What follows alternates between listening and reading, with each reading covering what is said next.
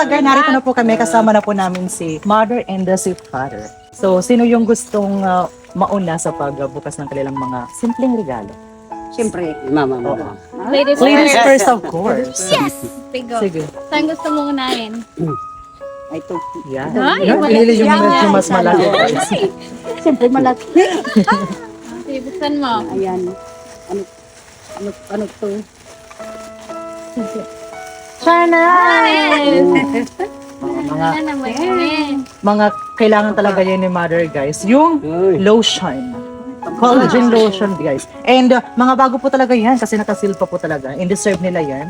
Ito naman yung ginger na shampoo, guys. Tignan nyo, may Louis Asalo. Oo, para talaga May sa gamot mo. para talaga sa mga dakilang nanay yan. And of course, yung ating yan, lotion siya, guys, na for sure pampaputi po talaga. And of course, sa mga bago yan. Yan, last but not least. Ito siya, guys. Super napakaganda po talaga ito sa mga edad nila. Tingnan nyo. Ano yan? Yung super Para siyang big. para siyang Vicks, guys, and menthol talaga. Oh, di ba? Bango. Diba? Ayan. So ito, bagay po ito sa kanila sa pag may sipon or something. And now, si Father naman, guys, ay yung magbubukas ng kanyang gift. So unahin muna natin ito siya. Okay. Oh, sapatos. Yes, of course. Wow! Ayan. Tingnan nyo, guys, kung gaano po talaga kaganda yung sapatos na ito. And isukat natin kung kasya talaga kay Sapatos Father. naman. Ito, kasya natin. Wow. Oh. Oh. See? Okay. Bagay po talaga siya kay Father, di ba? Ang ganda. Yes. May color. Ang ganda ng quality ng sapatos na yan. And of course, Ganda yung meron pa pala kulay. dito, guys, si Mother isa pang gift. So, pakibuksan ulit. Last but not least. Wow! With the red.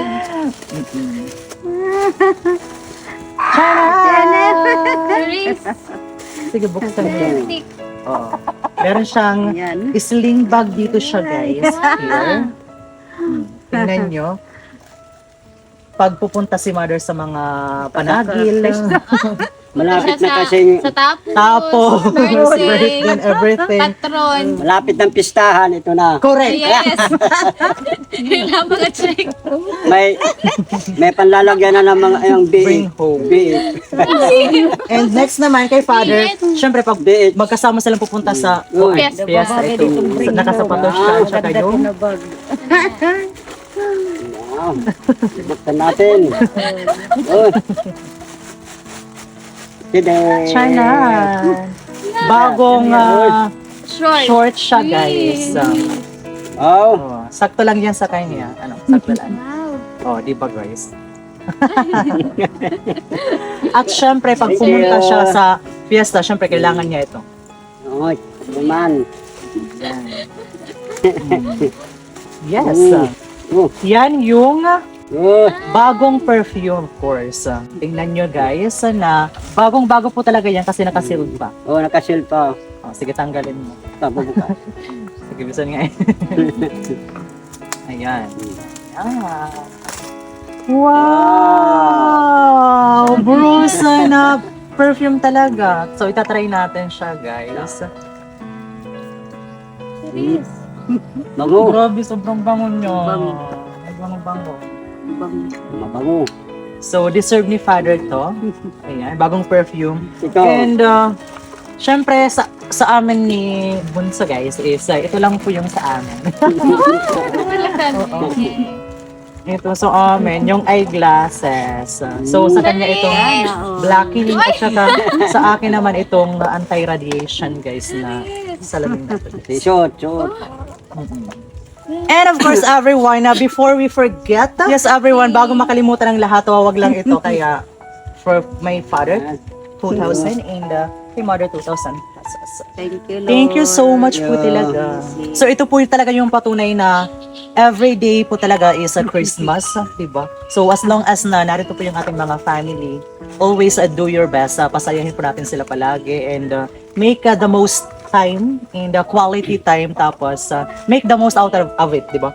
Kasi bihira lang po yung nagkakaroon ng kumpletong pamilya sa panahon po natin ngayon, and we are so very lucky na despite sa lahat po ng status namin, challenges and struggles, is buo pa rin kami, at saka firm pa rin po yung pagkasamahan namin. Kaya thank you so much po, Lord, sa lahat ng mga blessings po talaga. And lahat ng ito is inaalay po namin talaga sa inyo. Ina-appreciate po namin lahat ng support at pagmamahal niyo po talaga sa amin. Grabe yung mga bagay na hindi namin ina-expect. Akala namin yung nung una na Hindi namin maranasan. maranasan. Pero see naman, ito po talaga yung bunga ng lahat ng mga paghihirap, sakripisyo na iginugugol natin sa pang-araw-araw. Kaya gumawa lang po talaga tayo ng kabutihan, hindi lamang para sa ating sarili, para sa ating pamilya, kundi sa mga taong nakapaligid din po sa atin. Kasi yan po yung pinag-isang solusyon, at saka always have the courage to pray para kay Lord. Kasi ibibigay po talaga yan ni Lord sa atin sa tamang panahon. Mayroon tayong mga sariling timeline talaga sa buhay na. Stay patient. So habang nasa process pa kayo ng pag-reach ng mga goals niyo sa buhay, guys, wag nating kakalimutan palagi na nandiyan si God. Siya yung gagabay sa akin. And for me naman, di ba, nga, yung mga plans po namin is isinurrender na po namin kay Lord. Kaya pag isinurrender natin kay Lord, siya na po talaga yung bahala sa lahat. Kaya thank you so much po talaga, Lord. And thank you sa inyong lahat. So, nag-enjoy ba kayo today? Enjoy. Sobra sa enjoy. Yes, yan lang naman po yung hangad ng mga anak, di ba, na mapasaya yung ating mga magulang. So, once again, everyone, thank you so much for watching, and always appreciate the little things, kasi lahat ng ito is magiging napakalaking biyaya po sa ating the near future. So, once again, thank you, and God bless sa ating lahat. See you again on our next video. Bye-bye! Bye. Mwah.